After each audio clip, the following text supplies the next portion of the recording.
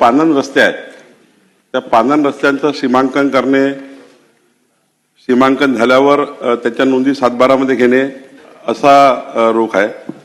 अध्यक्ष महोदय, 22/5/2025 रोजी जो आपण शासन निर्णय केला आहे ज्यामध्ये महाराष्ट्र जमीन महसूल संहिता 1966च्या कलम 143 आणि मामलेदार कोर्ट ऍक्ट आहे 1906चा कलम 5 यानुसार आदेश पारित करताना त्या शेतकऱ्यांचा रस्त्याची लांबी, रुंदी, दिशा, सीमा आणि या सर्व आखून या सर्व रस्त्याची 7/12 नोंद घेण्याचा निर्णय शासनाने घेतला आहे। आणि अध्यक्ष महोदय, या ठिकाणी जे ग्राम महसूल अधिकारी आहे यांनाच आता या ठिकाणी ही सर्व जबाबदारी आपण दिली आहे। आणि मग 29 ऑगस्ट 2025चा जो शासन निर्णय आहे ज्यामध्ये ग्रामीण रस्ते, त्या ठिकाणी गाडी मार्ग, पाय रस्ते, शेतकऱ्यावर जाणाऱ्या पायवाट या सर्वांचं सीमांकन करण्याचा आपण निर्णय घेतला।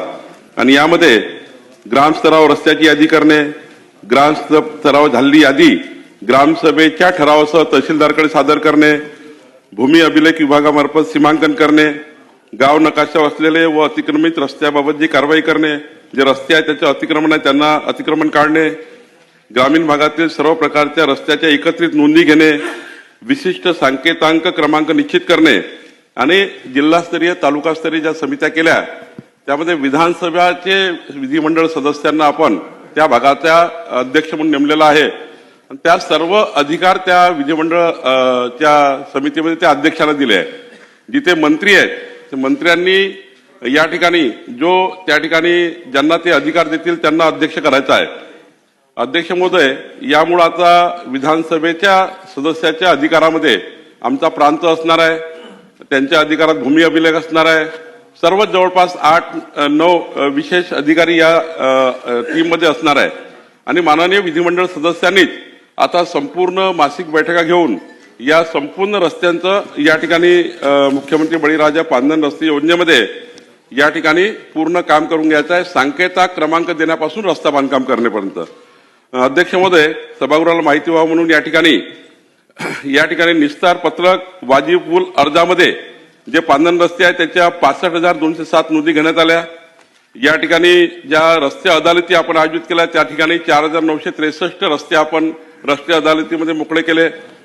या ठिकाणी शेत रस्त्याचे जे प्रकरण आहे मागच्या 3 महिन्यामध्ये 7,268 प्रकरणाचा निकाल आपण दिला। एकूण जे शिवपांधन रस्ते आपण सर्वेक्षण केले या निर्णयानंतर देशमुख साहेब 1,74,475 रस्ते आपण या ठिकाणी शिवपांधन रस्ते सर्वेक्षण केले। 32,974 या ठिकाणी संमतीपत्र घेऊन शेतकऱ्यांचे आपण या ठिकाणी त्यांचे सर्वेक्षण केले, त्यांच्या नोंदी घेतल्या। आणि मोजणी आणि सीमांकन जे झालं पूर्ण ते 12,463 रस्ते झाला आहे।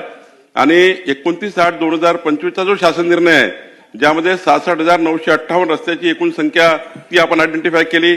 आणि आतापर्यंत 97,564 रस्त्यांना सांकेतांक क्रमांक टाकला। तात्पर्य आहे जसं नॅशनल हायवेला क्रमांक असतो, स्टेट हायवेला क्रमांक असतो, ग्रामीण मार्गाला क्रमांक असतो, आता प्रत्येक पांधन रस्त्याला क्रमांक असणार आहे। आणि त्या क्रमांकाची नोंद आपण या ठिकाणी सर्व रेकॉर्डवर घेणार आहे। प्रत्येकाचा गावाचा मॅप तयार करून तो ग्रामसभेमध्ये आपण या ठिकाणी जाहीर करणार आहोत आणि तो गावाचा मॅप त्या गावामध्ये ग्रामपंचायतमध्ये लागणार आहे सांकेतांक क्रमांक टाकून। राहिला प्रश्न मातोश्री पांधन रस्ते योजनेचा,